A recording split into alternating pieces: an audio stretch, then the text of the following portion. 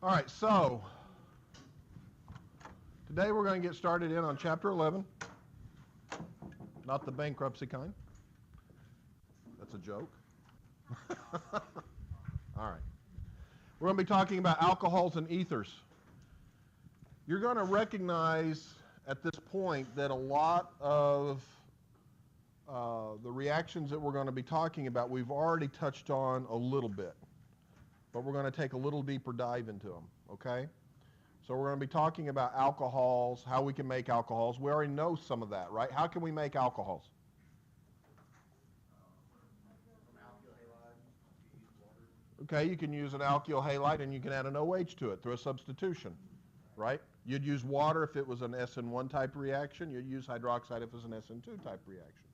How else can we make alcohols?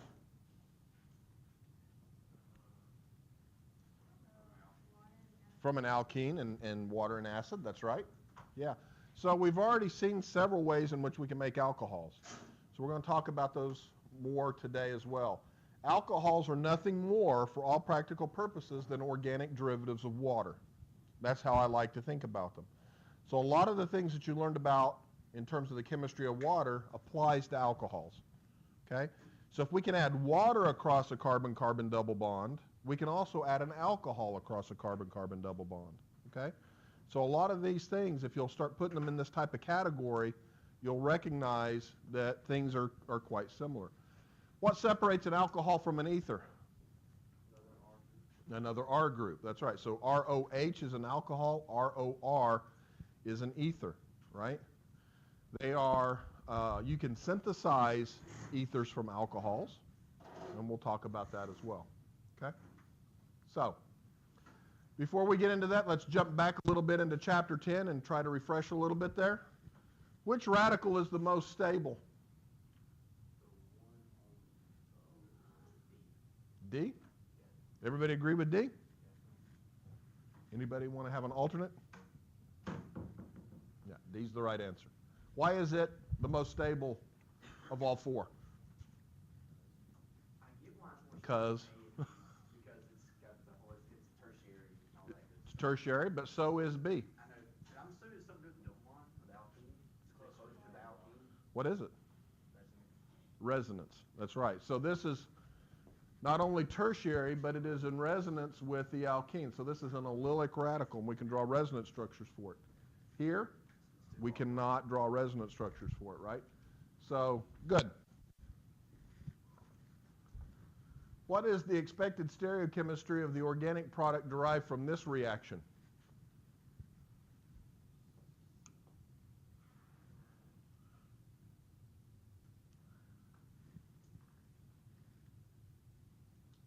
How many vote A? How many vote B? How many vote C? How many vote D? C is the correct answer. Now explain it to me. Why is that true? Why do we start off with this expensive R isomer and pay $100 a gram for it or whatever it costs and get useless racemic products? Why would that happen?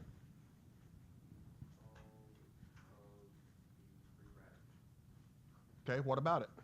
Whenever it goes through the free radical, it comes through there and it knocks off this, comes the radical. It knocks off the what? I just said this, I didn't say what it was.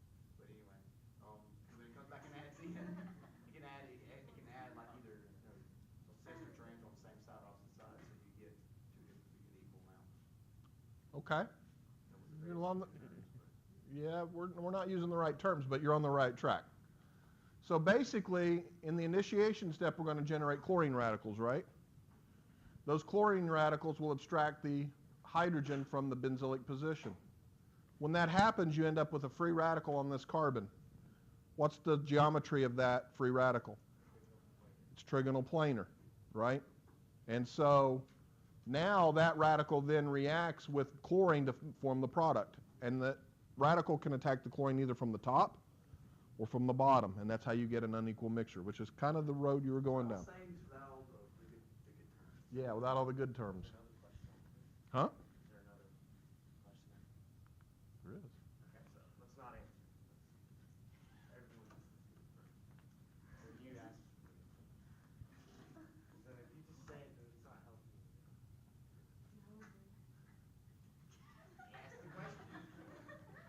So what is the expected product of this reaction? Think about it.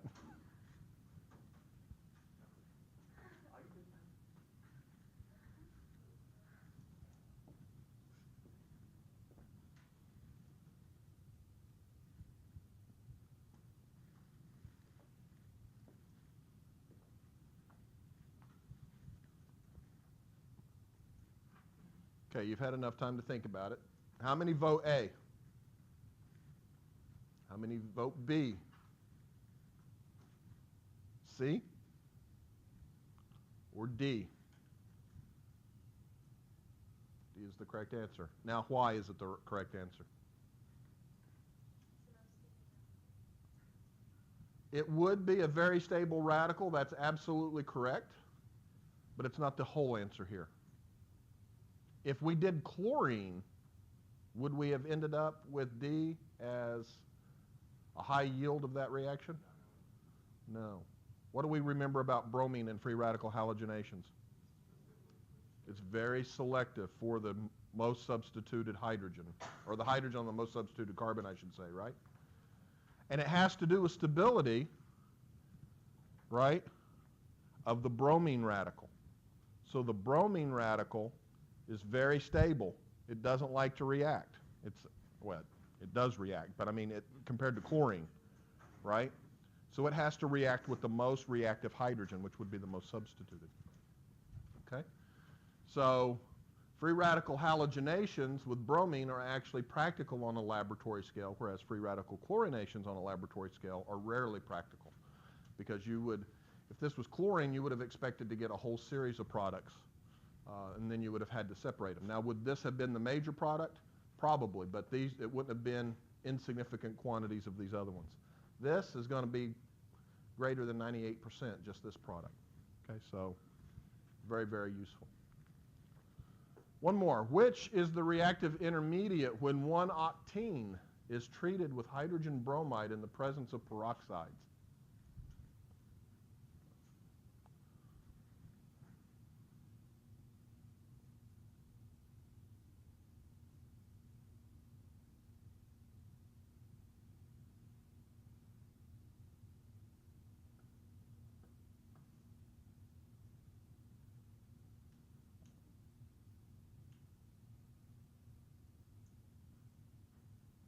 Is there any of them up there that we can eliminate? Pardon? Think we can eliminate B and D? Okay. Correct answer is B. You can eliminate D. Okay. But remember, this is the anti-Markovnikov addition of HBr across an alkene. HBr addition across an alkene follows Markovnikov's rule unless we have peroxides around. And so remember, the free radical initiator will abstract the hydrogen from HBr. You get the bromine radical, which then adds to the alkene to give the most substituted radical. Okay? Here, you're right. This isn't a good one because bromine would add and give the least substituted radical. But these are not going to be intermediates in that pattern. Well, it's an intermediate that still that goes on and reacts again, right? This will now abstract a hydrogen from HBr, and that's going to be your propagation. It's all reactive one time. Right. Okay. All right, let's get into today's topics. Alcohols, right? We know what alcohols are. These are carbon groups that contain an OH, right? We can have a typical example where we just have some carbon group OH, that would be an alcohol. If that carbon group happens to be an alkene, this is called an enol. What do we remember about enols? Are they stable or unstable? They are unstable, and they tautomerize. Remember when we talked about the addition of water across a carbon-carbon triple bond? The enol was the intermediate that we got, and that tautomerized to either a ketone or an aldehyde. Remember? So enols, they can exist, but they're usually not very stable, and they tautomerize to either in this case, it would be a ketone, or their aldehyde, depending on what kind of carbon they're attached to. And then, of course, a phenol has a benzene ring attached to the OH. So if we think about that,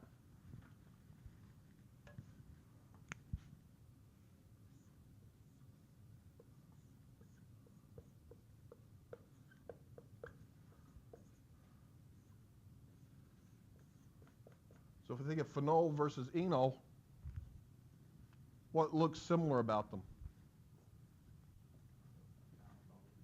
Pardon? Okay. So the alcohol is, in both cases, is attached to a carbon that's sp2 hybridized, part of an alkene, if you will. This is stable. This is not. Why? Is it just resonance? I can give you an enol that has a lot of resonance that won't be stable. It's also a tertiary. It's also a tertiary bond. Sp. What do we know about this group?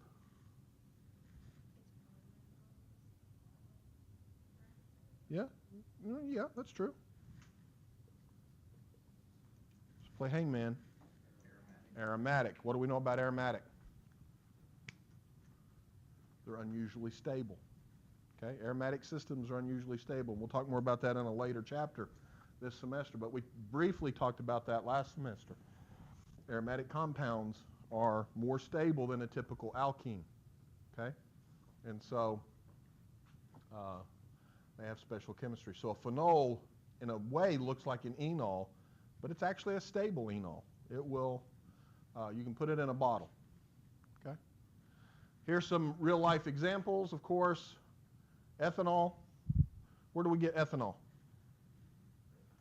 You get it from grapes, corn, barley, anything that is a carbohydrate basically can be fermented into ethanol.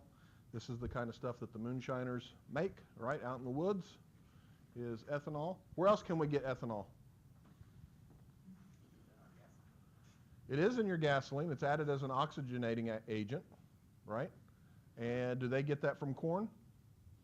They get some of it from corn, but not all of it. Because if they did, that'd be too big of a competitive competition with the food industry. It would be. That's always a debate.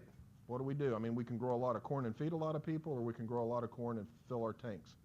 But actually, a lot of ethanol actually comes from petroleum. So they take ethane and they hydrate it to form ethanol. And so they can do that industrially and form ethanol. There's a lot of debates around ethanol and gasoline. A lot of people believe it destroys your engines. That's nonsense. It doesn't. It will destroy older engines that weren't designed with materials that can handle the ethanol content. Where you start getting in trouble with ethanol in gasoline engines is ethanol is miscible with water. If it's old gas with ethanol, it will start to take on a lot of water. That's a problem. But it doesn't by itself damage your engine. Yeah? Miscible? It means if I take a cup of, let's say if I take a cup of ethanol and I take a cup of water and I mix them together, there'll be one homogeneous mixture. That's what miscible means. If I take a cup of gasoline and I take a cup of water and I mix them together, they're immiscible. They'll form two layers. Yep. Isopropanol or 2-propanol. Where do we know about that one? Pardon? No, this isn't antifreeze. This is rubbing alcohol. That's right. So you need something to kind of cool your muscles after a workout. You rub isopropanol on it. It works really well. It's also a mild disinfectant, so you might use it in your house to disinfect small instruments that you might be using for various reasons. Cyclopentanol, nothing really special about that one other than it's part of a ring. So just to show you that you can have the carbon groups be part of a ring, okay? And of course, as you can recognize, enols and phenols both have sp2 hybridized carbons, but like we mentioned earlier, they do have very different chemistries. Ethers, there are some interesting ethers that you all should know about. We can have ethers where R and R prime are the same, or they can be different. If R and R prime are identical, we call them symmetrical ethers because there will actually be a mirror plane of symmetry through the oxygen here. Or they can be different. We have what are known as unsymmetrical ethers. Okay, but the R groups can be alkyl, alkenyl, alkynyl, or aryl. Be a lot of different things. Okay, so dimethyl ether, ethyl vinyl ether, and anisole is the common name for this one. Don't worry about that right now, okay? But methoxybenzene, if you will. These are all ethers. Notice this is a symmetrical ether. This is an asymmetrical ether, but you have an sp2 hybridized carbon here, and you have an sp3 hybridized carbon here. This too is an asymmetrical ether, or an unsymmetrical ether, where we have an aromatic ring and an alkyl group being part of the system. What's the most famous ether that you all know of?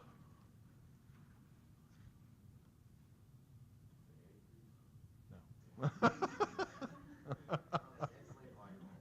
That's ethylene glycol, is antifreeze. That's not an ether, that's a diol.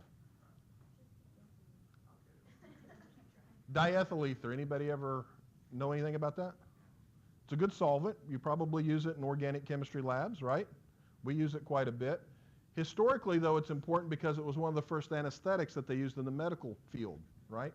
If you want to put somebody under, you would actually take a mask, you would soak it in ether, and they would inhale it until they finally passed out, okay? And then the anesthesiologist, or whoever it was back in those days, would pour little bits of ether on it to keep them knocked out during the procedure that they were doing. However, diethyl ether has a big problem in hospitals. It's extremely flammable. So if I was to do heart surgery on you, what do they do first? They stop your heart after they knock you out, right? They cut you open. They do what they're going to do. And then they got to kind of restart the heart. How do we restart a heart? Electricity. And when there's electricity, there's sparks. And so imagine being on the operating table getting worked on, and all of a sudden your chest catch on fire. It's happened, okay? Well, yeah.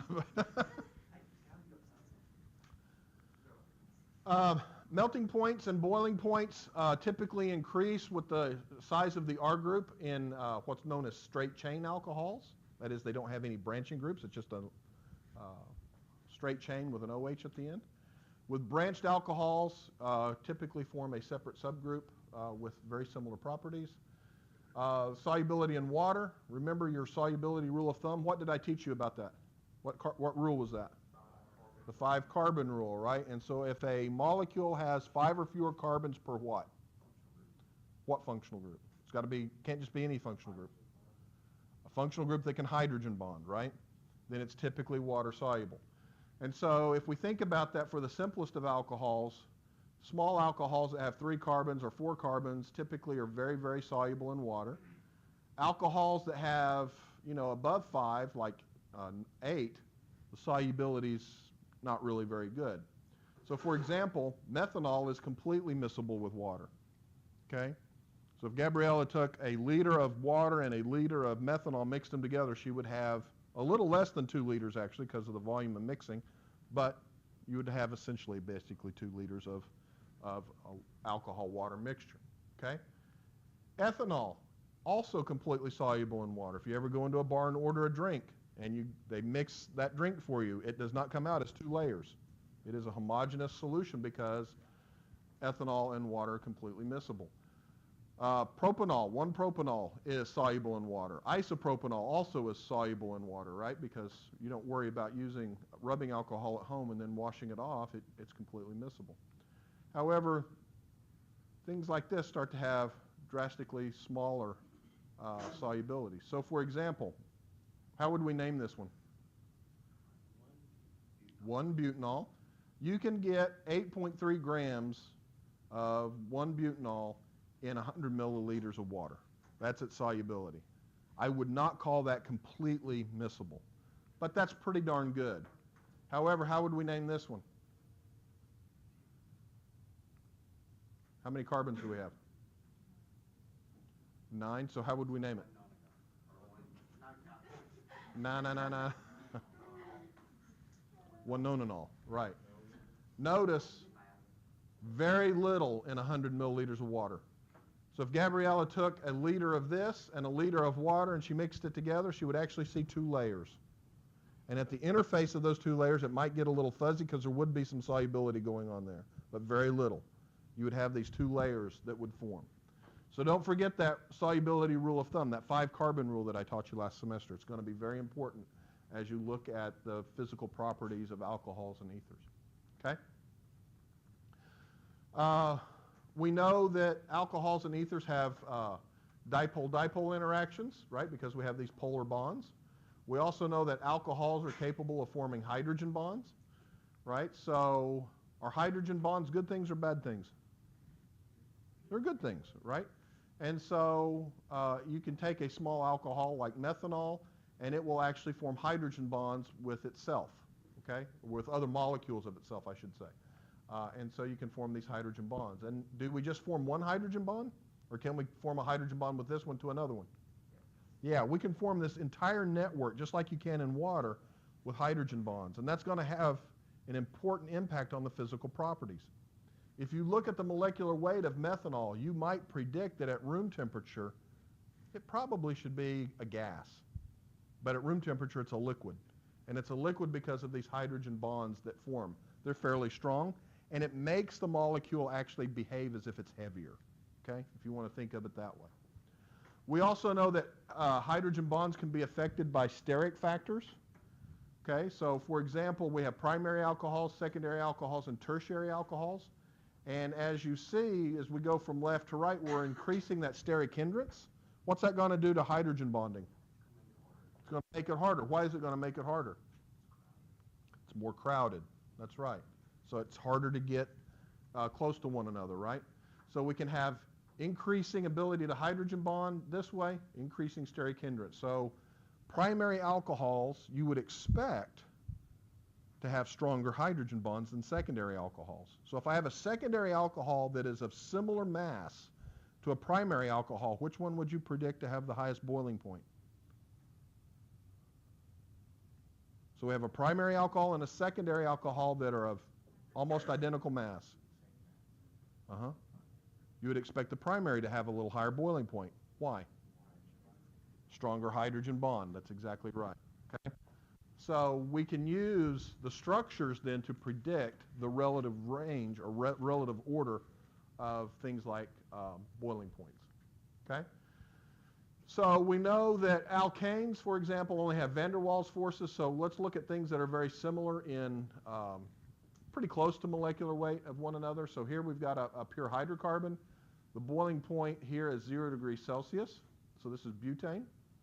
Here we have ethyl methyl ether. It has van der Waals forces, just like this, but now it also has dipole-dipole. Why does it have dipole-dipole? The oxygen. We now have polar bonds, right? So we have dipole-dipole interactions. The boiling point here is 11 degrees Celsius. Okay? That's substantially different.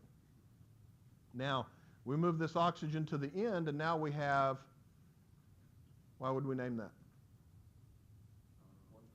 1-propanol. Now we have van der Waals, dipole-dipole, but now we have hydrogen bonding. Look what happened to the boiling point. Just under the boiling point of water, right? And so that's a huge increase in boiling point. Again, this gives you an idea of the contribution that is made by these different intermolecular forces. Boiling points will increase as hydrogen bonding increases. So here we have tert-butanol, 83 degrees. Here we have, how would we name this one? 2-butanol, 98 degrees. And here we have 1-butanol, 118 degrees. So again, we can see how that trend goes because of the strength of the hydrogen bonds. Would I hold you to knowing exactly what these boiling points are on an exam? Absolutely not. But what would I hold you to? Knowing the trend. Absolutely. So I could give you a series of alcohols and I could ask you, rank these in order of increasing or decreasing boiling point. Or I could give you a series of alcohols and ask you, which one would you expect to have the highest boiling point? Something like that. And those would be fair games. Be fair game. Okay, so our good friend ethanol typically comes, as Yusuf mentioned, from things that contain carbohydrates, so grapes. We can ferment grapes, we can make wine, we can ferment corn, we can make whiskey, we can ferment barley and other grains and make beer. Okay, so ethanol can be generated from just about anything that has a carbohydrate in it. Okay? And so we can make various flavorful drinks, if you will. That's a very interesting one. Methanol is just one carbon and a couple hydrogens smaller than ethanol. Ethanol we can drink, okay, as long as we're not drinking it in excess. Usually everything's okay. Methanol, on the other hand, very different situation. This is also known as wood alcohol because this can actually be obtained if you take wood and heat it to high temperatures in the absence of air. Okay, so that's where they get the name wood alcohol. This is very, very toxic. Take a carbon and two hydrogens away, and all of a sudden you go from something you can drink to something that'll kill you real quick. Okay? As little as 15 milliliters will cause blindness. 100 milliliters will cause death. Is it the alcohol itself that's responsible for this, or the metabolite? Does anybody know? It's the metabolite. When you metabolize ethanol, you get a compound called acetaldehyde, which is toxic and is responsible for the hangover. Okay? But your body can handle it. If your body or your liver metabolizes methanol, it forms formaldehyde. What do you all know about formaldehyde?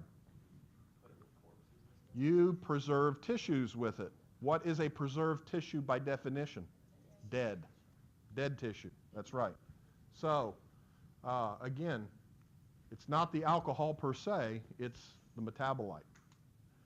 2-propanol, again, this is the major component of rubbing alcohol, very useful to disinfect small instruments. So sometimes if you go to the dentist, they'll put some things in 2-propanol. Now here's this one that now what is this one? That's antifreeze. No.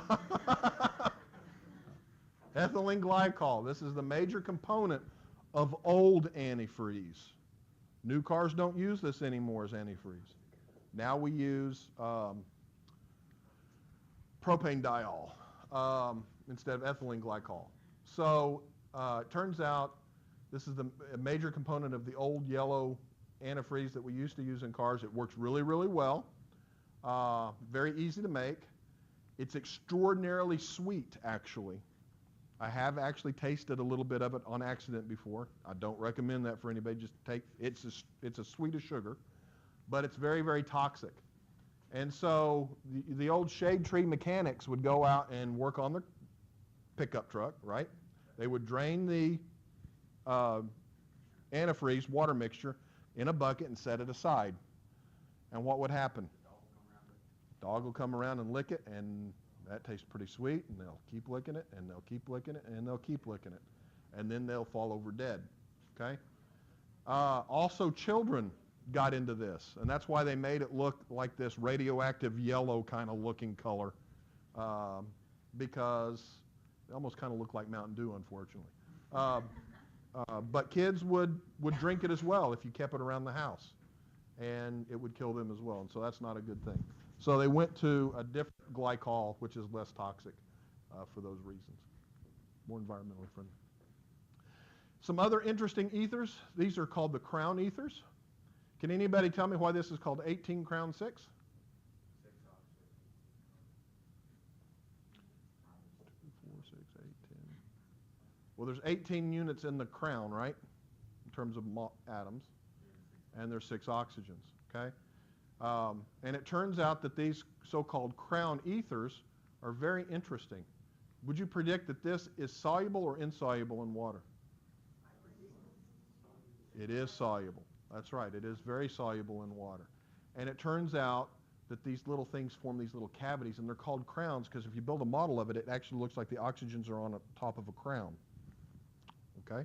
And so, but the neat thing about them is they can form complexes with metal cations. So for example, 18 crown 6 will form a nice stable complex with potassium, whereas 12 crown 4, being smaller, will form a nice complex with lithium. And these crown ethers are actually used in what's known as a host-guest complex. And you can learn more about that if you take inorganic chemistry with Dr. Wallace. But it turns out that you can actually use these crown ethers to separate metal ions from mixtures, because the complex will, if you had a mixture of lithium and potassium, and you wanted to get the lithium out, you could form a complex with 12 crown 4, pull it out of solution, and isolate the lithium pretty conveniently that way. Okay. There are some interesting epoxides. Parapolone B, this is that cockroach sex pheromone that we were talking about the other day, right? Notice it's a fairly small molecule, but it's actually fairly complicated. How many stereocenters do you see? Is this a stereocenter? How about this? How about this? Yeah, there's a chiral center. We have an absolute trans configuration here, so you can consider this to be stereochemistry. How about here? Here? How about there? How about there? How about there? Yeah, so there's at least 4 chiral centers and a transalkene. It's actually not an easy thing to make, even though it's very, very small. Okay? And so the female cockroach actually excretes this, I think, on the shell to attract male mates. And so why do we need to have a chemist wasting time manufacturing something for to attract cockroaches? Well, because you can put it in a cockroach motel, make them think they're heading to a party, and then trap them, and they're dead. Right? Cockroach motel thing. It is. It's mean, but oh well. You know, I don't want cockroaches in my house. So these epoxides are very important for that. You remove them, it's no longer this pheromone. This molecule, a little more complicated, right? But it too contains an epoxide, which is an ether. It's just a 3-membered ring, right? It's an anti-cancer drug. So knowing how to make these things with stereochemistry has uses from everything from killing cockroaches to curing cancer. Okay, so there's a wide range of reasons why we need to know how to make these epoxides very, very selectively. How many chiral centers do we have in this molecule? We've got one there, one there, one there, one there, one there, one there, and I've stopped counting, and one there, right? So several chiral centers. All of them have to be of the right configuration for this to work, and so very challenging synthetic problem to solve. Okay? So let's talk a little bit about the preparation of alcohols, ethers, and epoxides. As Aubrey, I think, mentioned earlier, we can actually take an alkyl halide, react it with a nucleophile like hydroxide, through an SN2 reaction, make an alcohol. Okay? That will only work if we're dealing with primary alkyl halides, right? Because we know that that's going to favor the SN2 process. If we have a secondary or tertiary alkyl halide, we're going to start favoring elimination. So this seems kind of limited. Also, we know that hydroxide is soluble in water, and these alkyl halides are not, so we have to think about how we would get these things to mix to react. And we'll talk more about that later through phase transfer catalysis. We can also take alkoxides, which are related to hydroxide, right? They just, instead of having a hydrogen, they have some other alkyl group. And we can do SN2 chemistry here as well, but instead of getting an alcohol, we're going to get an ether. This is known as the Williamson ether synthesis. That's a name that you need to know. So the Williamson ether synthesis is always the reaction of an alkyl halide with an alkoxide, okay? And you make ethers. Now we can make unsymmetrical ethers if the alkyl halide has a different number of carbons than the alkoxide, but we can also make symmetrical ethers where the alkyl halide and the alkoxide have identical carbon groups, and we can make symmetrical ethers. So this would be one way to make diethyl ether here. It would be a very expensive way to make it, but nonetheless you could make it that way. Okay? So that's the Williamson ether synthesis. Since it's an SN2 process for all of these, tell me something about the kinetics. Gabriella comes in, she wants the reaction to go really quick so she can get to lunch. What can she do to accelerate the reaction? In any of these cases, what could she do? She could add more nucleophile, right? So we know that the rate of reaction for an SN2 is equal to what? It's equal to some rate constant K times the nucleophile concentration times the electrophile concentration, or the alkyl halide, right? So in this top example, what would she be more inclined to add? More nucleophile or more electrophile to speed up? Why? It's cheaper. That's right. It's pretty cheap, right? Hydroxide, you can just go to the shelf and get a bunch of sodium or potassium hydroxide and use it pretty easily. Okay. Now we also know that we can make alcohols by hydration of alkenes, right? So we take an alkene, we use an acid and water, which is nothing more than hydronium, right? And in the slow step, what happens? Push those arrows for me. Where do I start? I'm going to start at the double bond, and where's it going to go?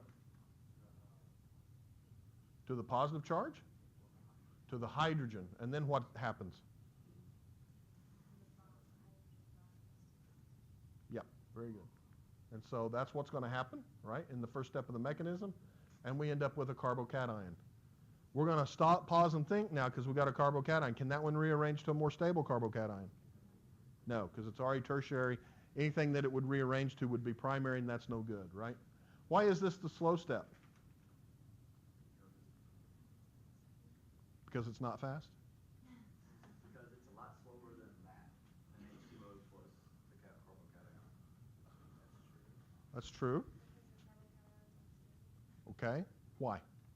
You're right. A little more. Why is a carbocation unstable? Okay. That's a true statement. The octet rule. All those things are correct. So I'm going from a carbon that has a complete octet to a carbon that does not. Is that an uphill thing or a downhill thing? Uphill thing. Uphill a little bit, uphill a lot. Quite a bit, right? And so this is going to be the slowest barrier. This is going to take this, or the highest barrier, excuse me, and so it's going to be the slowest step. Now what happens?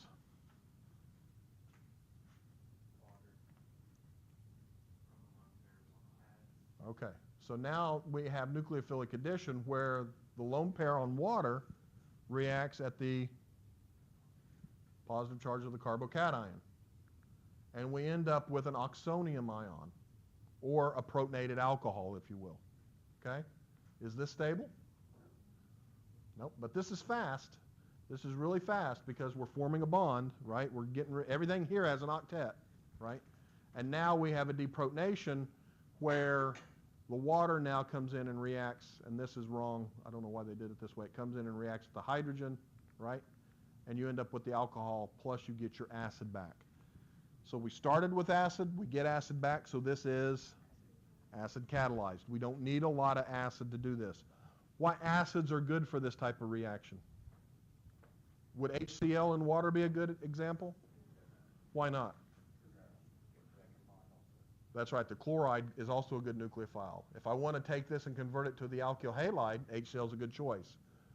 So what are some good examples of acids that give me the addition of water? Sulfuric acid, paratoluene sulfonic acid, and phosphoric acid. Those work really well. Are there others? Sure. But those are the ones that I want you to know about. Okay? So it is catalyzed by acid. Is that coming back? We've talked about that before? Good. We have to be concerned about rearrangements in this mechanism, obviously, right? And so we talked about this exact example last semester, right? So if we have 3,3-dimethyl-1-butene, that's this molecule, and we react it with acid and water, right? The first step is going to be what? Okay, we're going to protonate the double bond, following whose rule?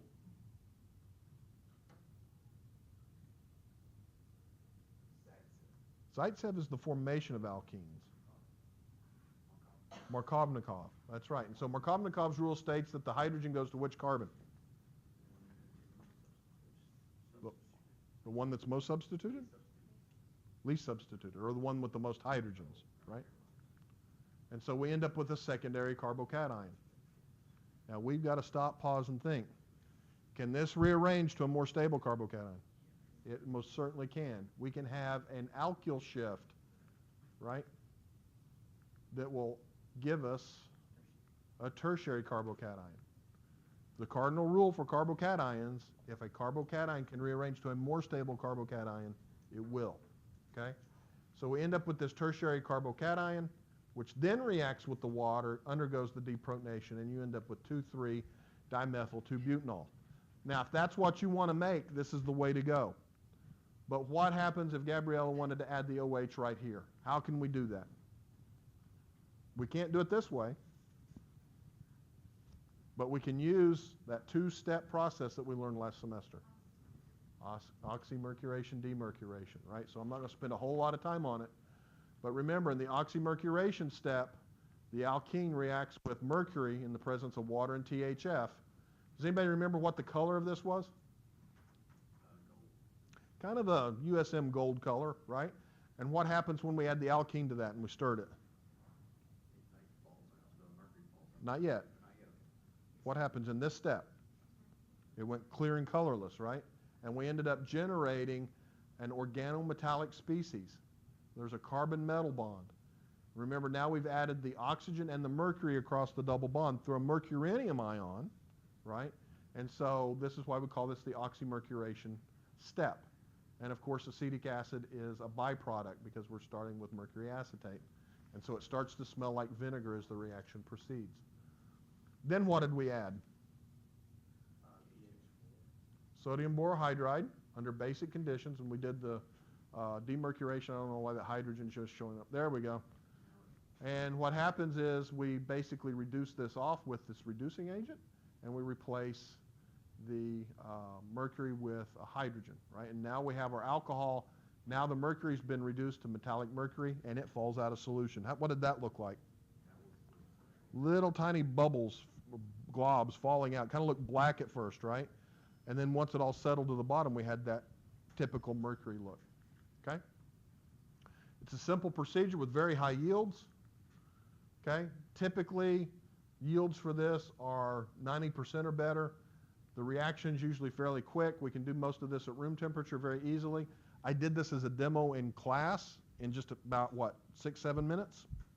Right? And we had good yields. We actually went and did the NMR, remember?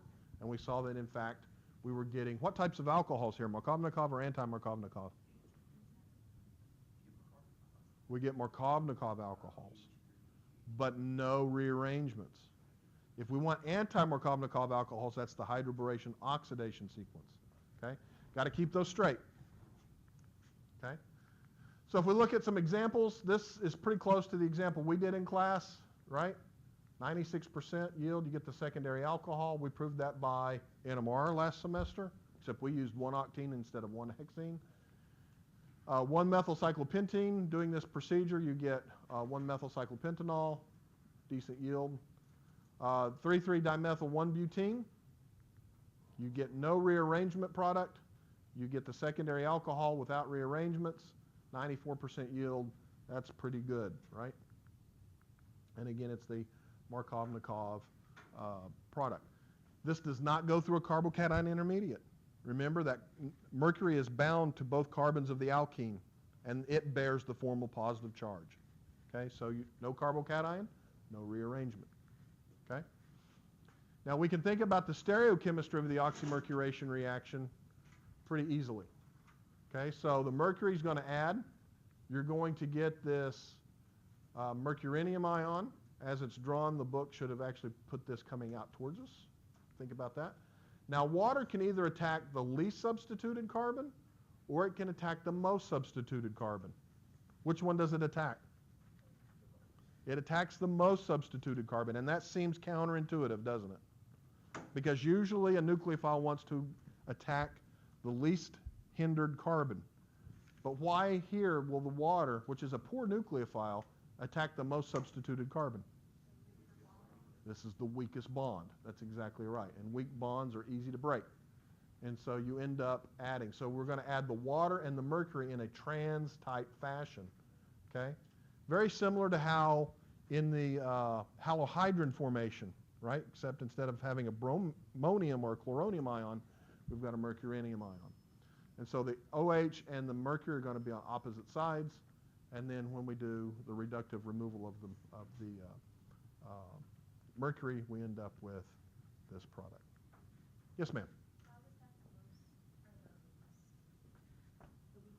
Why is it the weakest bond? Because mercury, even though it's positively charged, it still wants electrons, right? And so it's going to pull on those bonds to get electrons closer to it.